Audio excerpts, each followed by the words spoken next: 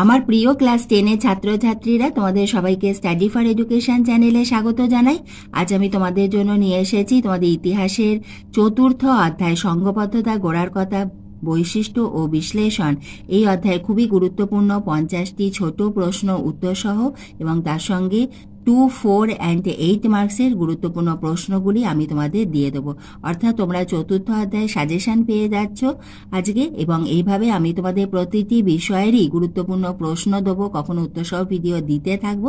তুমি যদি আমার চ্যানেলে নতুন হয়ে থাকো, চ্যানেলটি সাবস্ক্রাইব করে দিও, আর এই ভিডিওটি যদি এতটুকু উপকারে আসে একটা লাইক করে দিও। তাহলে এসো আমরা দেখে নিই তোমাদের চতুর্থ অধ্যায় গুরুত্বপূর্ণ ছোট প্রশ্ন। এসো আমরা দেখে নিই প্রথম প্রশ্ন, মহাবিদ্রোহ ও সিপাহী বিদ্রোহ হয়েছিল পলাশী যুদ্ধের কত বছর পরে? 100 বছর পরে। কার্ল মার্কস সিপাহী বিদ্রোহকে কি বিদ্রোহ বলে অভিহিত করেছেন? জাতীয় বিদ্রোহ। আমি তোমাদের এমনভাবে উত্তরগুলো লিখিয়েছি তাতে তোমাদের যে চ্যাপ্টারটা আছে সেটাও রেডি হয়ে যাবে। প্রত্যেকটা লাইন ধরে আমি উত্তর করেছি। মহাবিদ্রোহের সূচনা হয়েছিল বহরমপুরে। মঙ্গল পাণ্ডে ফাঁসির পর উত্তর ভারত জুড়ে বিদ্রোহ ছড়িয়ে পড়েছিল 1857 এর এপ্রিল মাসে। বিদ্রোহীরা ভারত সম্রাট রূপে ঘোষণা করে দ্বিতীয় বাহাদুর শাহকে। মহাবিদ্রোহে দেশি রাজ্যগুলির মধ্যে যোগ দিয়েছিল ঝাঁসি। অনেক ঐতিহাসিক মহাবিদ্রোহকে তুলনা করেছেন ফ্রান্সের বিরুদ্ধে স্পেনের যুদ্ধকে। ভারতীয়দের মধ্যে মহাবিদ্রোহে যোগ দেয়নি পাঞ্জাব। 9 প্রশ্ন, মহাবিদ্রোহকে ভারতে প্রথম স্বাধীনতা সংগ্রাম বলেছিলেন সাভারকার। এই যে আমি তোমাদের যে এই পয়েন্টগুলো দিলাম, এইগুলো কিন্তু তোমরা যখন মহাবিদ্রোহের প্রশ্নের উত্তর লিখবে এই লাইনগুলো কিন্তু তোমরা অ্যাড করতে পারো। তোমরা যে সিলেবাসে মাধ্যমিক পরীক্ষা দেবে সেই সিলেবাস শুরু হয়েছিল মাধ্যমিক 2017 থেকে। মাধ্যমিক 2017 থেকে আমার প্রতিটি মাধ্যমিকের ইয়ারে প্রশ্নের উত্তর সহ ভিডিও রয়েছে, তার ডিপি আমি দিয়ে দেবো এই ভিডিওর একদম শেষে। সেই ডিপিতে গিয়ে ক্লিক করলে তোমরা তোমাদের মাধ্যমিকের ইয়ারে প্রশ্নের উত্তরগুলি পেয়ে যাবে। 10 প্রশ্ন, বিশিষ্ট ঐতিহাসিক অধ্যাপক সুশোভন সিপাহী বিদ্রোহকে কি বলে অভিহিত করেন? স্বাধীনতা যুদ্ধ ও জাতীয় মুক্তি সংগ্রাম।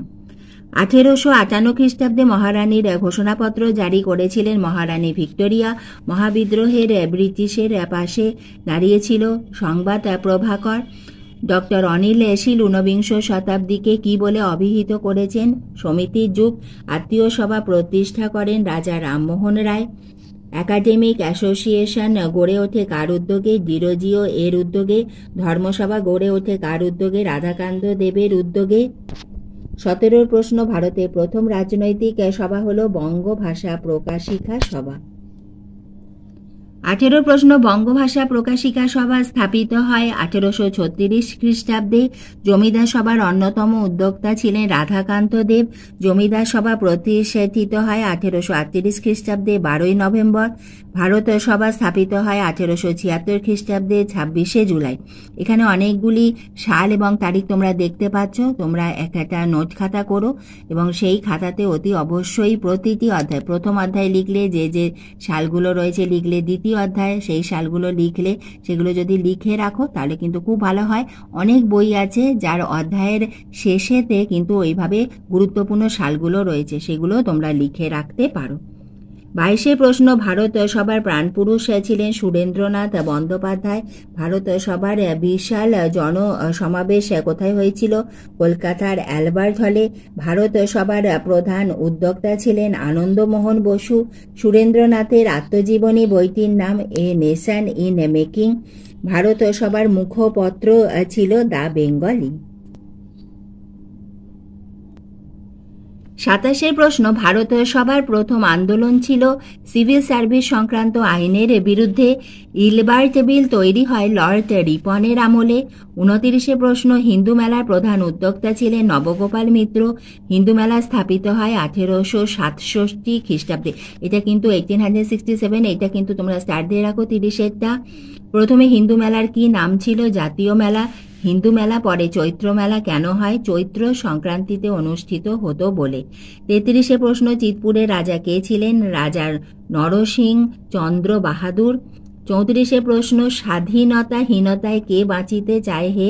কে বাঁচিতে চায়, কথাটি বলেছিলেন রঙ্গলাল বন্দ্যোপাধ্যায়। 35 প্রশ্ন, চৈত্র মেলা কবে হিন্দু মেলা বলে অভিহিত করা হয়? মেলার তৃতীয় বর্ষের কার্য বিবরণীতে।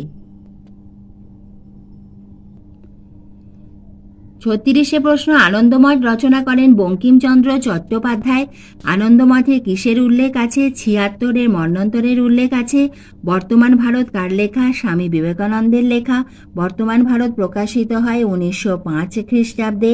বর্তমান ভারত ধারাবাহিকভাবে প্রথম প্রকাশিত হয় উদ্বোধন পত্রিকায় 1305 থেকে 1307। গোড়া হলো একটা উপন্যাস। গোড়া রচনা করেছিলেন রবীন্দ্রনাথ ঠাকুর। গোড়া প্রকাশিত হয় 1909 খ্রিস্টাব্দে। গোড়া উপন্যাসের নায়ক। গোড়ার পিতা ছিলেন একজন আইরিশ। ভারত মাতা হলো একটি ছবি। ভারত মাতার টিকাটা পড়ে রেখো, কারণ এখান থেকে কিন্তু মাধ্যমিকের প্রশ্ন এসে থাকে। টিকা বলে আসবে না, এখান থেকে এসএকিউ আসতে পারে, এমসিকিউ আসতে পারে। 46 প্রশ্ন, বঙ্গমাতা ছবিটি কে অঙ্কন করেন? 1905 সালে অবনীন্দ্রনাথ ঠাকুর।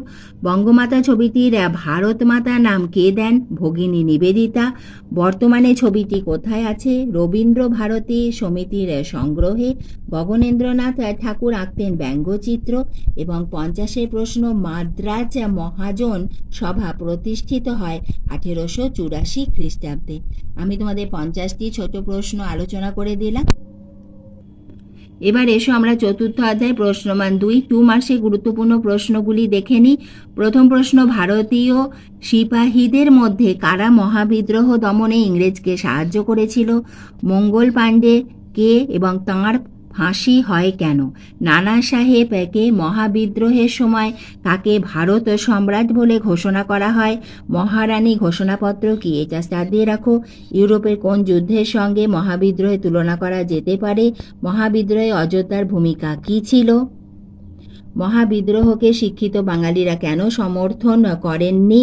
ঐতিহাসিক অনিল শীল 19 শতকে কেন সমিতির যুগ বলেছেন? জর্জ টমসন কে? তিনি কোন সমিতির সঙ্গে যুক্ত ছিলেন?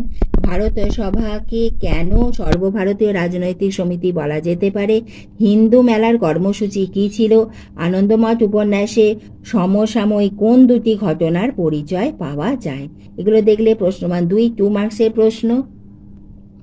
মহারানীর শাসনকালকে প্রতিশ্রুতি ভঙ্গের অধ্যায় কেন বলা হয়?